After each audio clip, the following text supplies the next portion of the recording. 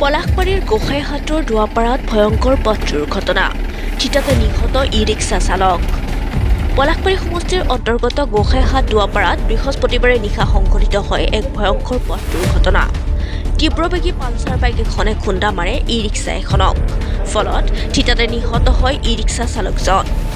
জানিব পৰা মতে ই-ৰিক্সাখনে ৰাণী নামপাৰাৰ পৰা তিনিআলি অভিমুখে ৰাখছোৱা যাত্ৰী কঢ়িয়াই আনি আছিল নিহত হোৱা ই-ৰিক্সা চালকজন হনেশ্বৰ নাথ জানিব পৰা মতে ই-ৰিক্সা চালকজনৰ প্ৰেমিকাৰ সৈতে বিয়াৰ যোজা চলি আছিল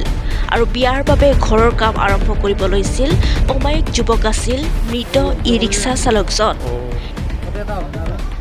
এতিয়াই দুৰ্ঘটনাই শোকৰ ছাপ পেলাইছে সমগ্ৰ অঞ্চলজুৰি আবিদুৰ ৰহমানৰ ৰিপৰ্ট দ্য নিউজ লেন্স